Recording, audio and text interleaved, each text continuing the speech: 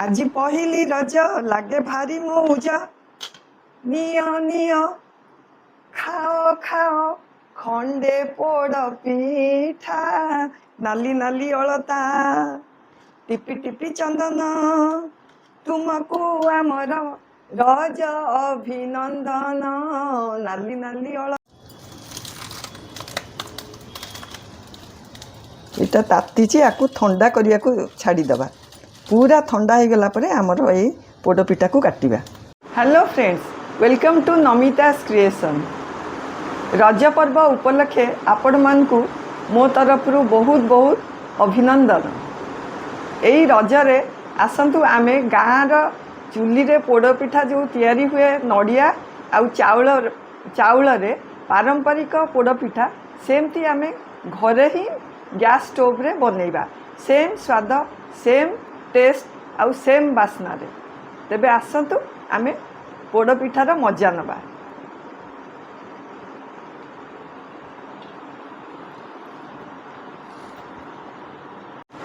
आमर पोड़पिठा बढ़िया बनी पूरा तल भी जमती पड़ी ऊपर भी सेमती पड़ी।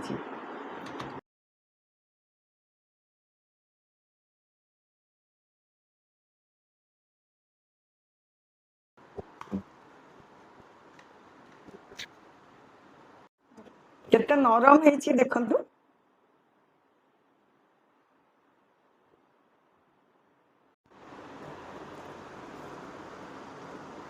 बढ़िया है स्वाद जेमिति बास्ना सेमती पूरा पोड़पिठा परी लगुच। गाँव रे जो चुली रे जेमती पोड़पिठा हुए पूरा एक्जाक्टली सेमती लगुच। आपण माने मो स्टाइल एमती पोड़पिठा करंतु। वीडियो को मूलरू शेष पर्यंत देखंतु। सब्सक्राइब करिया को भूलंतुनी। आमर चाउल नड़िया बटा जंता पोड़पिठा पे आमे एई सब जिंस नेइछु। एई कप रे एतिके मु चाउल नेइछि। जेतिके चाउल नेइछि सेतिके परिमाण रे गुड़ नेइछि। एटा अप्रोक्सीमेटली 300 ग्राम हबो। गुड़ भी 300 ग्राम हबो। चाउल को आमे धोई देइकिरी 4-5 घंटा पर्यंत बतुरेई देबा। 5 घंटा पर चाउल आमर बतुरिकी एमती है देखते कमी भांगी जाऊँगी पूरा भल भाव बतुरी जाइए। आकु आमे टिके ग्राइंडर जार रे आकु बाटी आनिबा। चाउल को मु छाणीकी नहीं आसी आकु ए ब्लेंडिंग जार रे चाउल पकई दबा। एई पोड़पिठा पई आमर पानी रो मेजरमेंट आउ चाउल रो मेजरमेंट सबु दरकार। आमे जो जेतिके परिमाण रे चाउल नेइछु तार 2.5 गुण पानी दरकार हबो। एबे मु आकु जार रे सब चाउल पकई देली। अर्ध ग्लास पानी पकेबी। आमर जो 2.5 ग्लास रु अर्ध ग्लास पानी पकईकरी मु आकु टिके बाटी आनी। स्वाद टिके बढ़िया हबा पई मु किछि नड़िया कोरा एई चाउल संगे बाटीबी।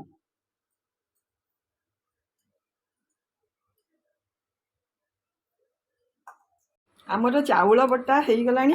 आकु चिकन करके बाटी दबा। जेते चिकन कले भी टिके एमती दाना दाना रहिबो। एटा आमर परफेक्ट कंसिस्टेंसी आ आमर पोड़पिठा तो भल बनिबो। आमर ये जो पोड़पिठा करिया पई गोटे पैन रे मु गोटे टेबल स्पून गुआ घियो पकईची।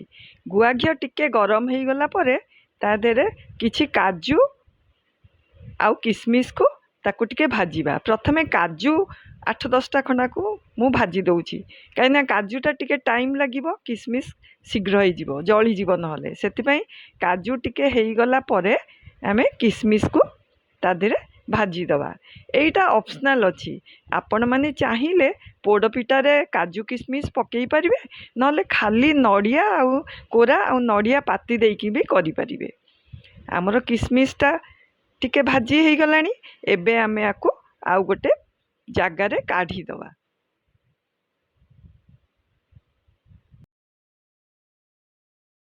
सेम पैन रे आमे जो चाउल बाटी थिली जो जगार मु चाउल नहीं थी सेई पात्र रे 2टा ताटिया पानी गरम करिवा।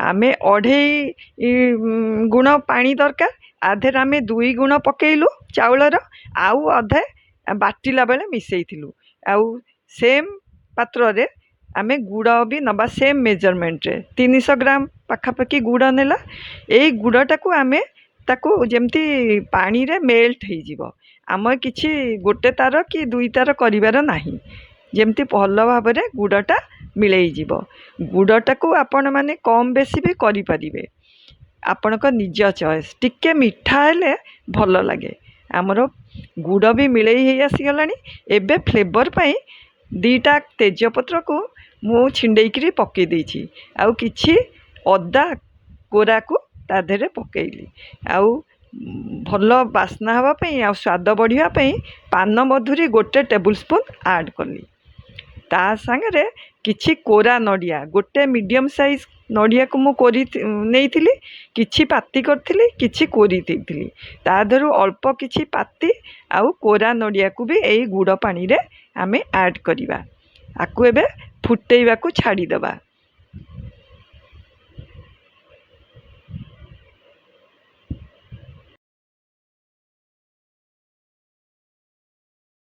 स्वाद अनुसार लूण आउ भजा जाइथवा ड्राई फ्रूट्स भी आधे ऐड कर दबा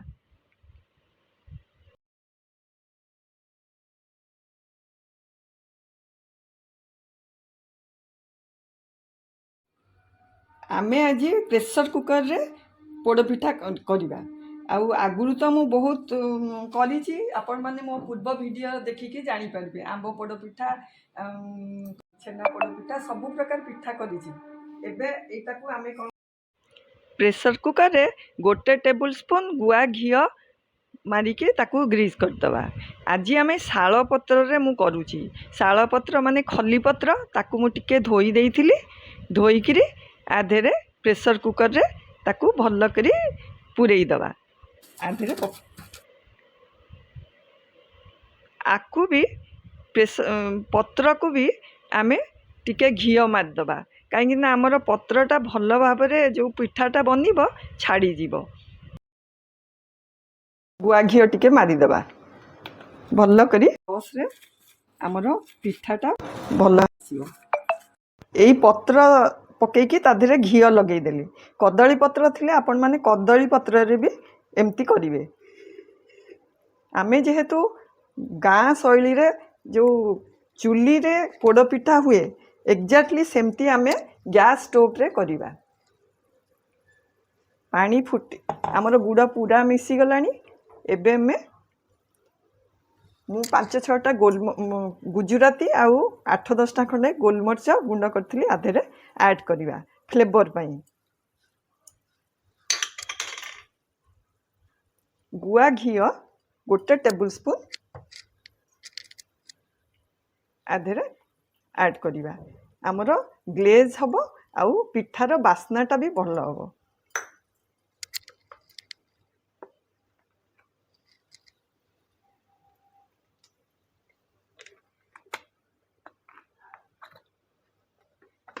एबे ध्यान दबा को पड़िबो जे आमर एटा तो पानी गुड़ पानी फुटी गलानी आमे आकु फ्लेम को पूरा लो कर दबा लो करिवा करिकिरी आमर जो पिठो बाटीचु ताकू आस्ते आस्ते पकेइबा आउ गोटे हाथ रे पकेइबा गोटे हाथ रे गोलेइबा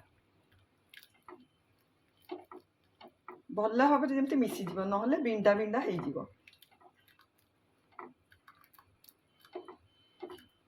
देखिबे केमती आस्ते आस्ते एटा बहलिया हेइ जाउची आमर जेतबेले डोटा पूरा भल हेइ जीवो देखि आउ कड़े छाड़ी जीवो आमर ए आणटा हबा पई 10 मिनिट खंड लागिबो कड़े रु पूरा छाड़ी जीवो जेतबेले आमे जानिबा जे एटा आमर परफेक्ट हेइची एई देखंतु आमर जंतनीटा पूरा कड़े रु छाड़ी आसिलानी आ एटा आमर पिठा हवा पे पूरा रेडी हो गलानी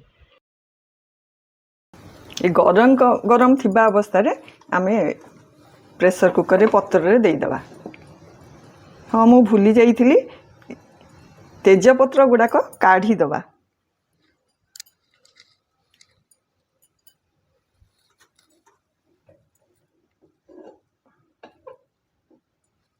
सारा पर गोटे ताटिया टिके टिके एमती दाबी देबा ताले तले आमर टिके भल बेस होइकी रहिबो।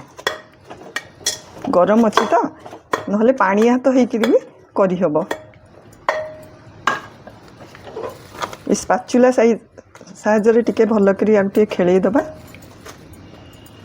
साहाय्य आपण एमती टिके टिके दाबी देबे। तापर किछि नडिया को आमे टिके ऊपर टिके गुआ घी ब्रश कर देबा।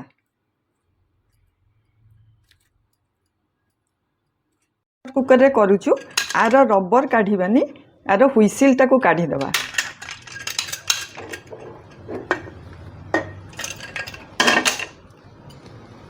न पड़िबो आमे टिके पत्र दीटा एमती थोई देबा।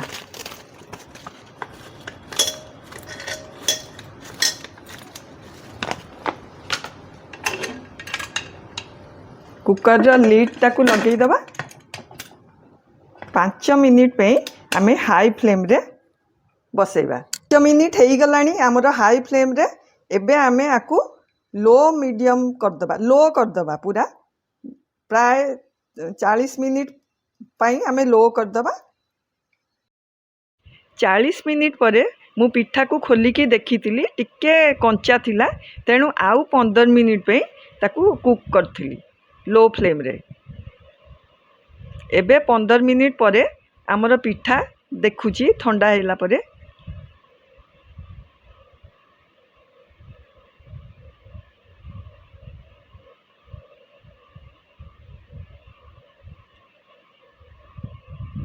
हाथ रे बिल्कुल लागुनी। आमर पिठा पूरा ठीक है जाइछि, परफेक्ट बनीछि।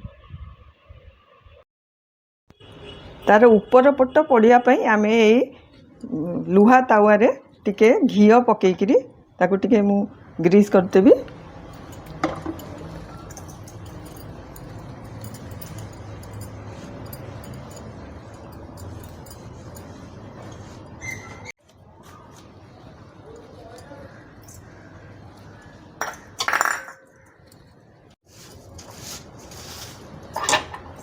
ये पत्र टिके घी लगेदेले आमर पिठाटा भी छाड़ी जीव भल भाव में।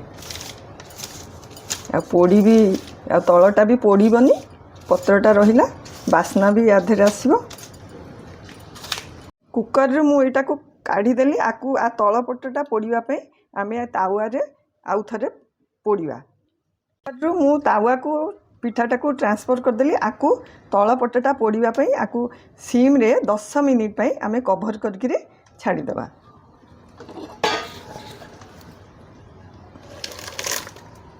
10 मिनिट हो गलानी।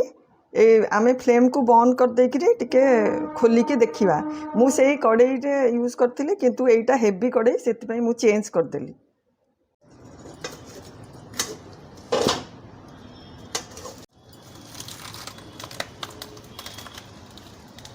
एटा तातीची आकु ठंडा करिया को छाड़ी देबा।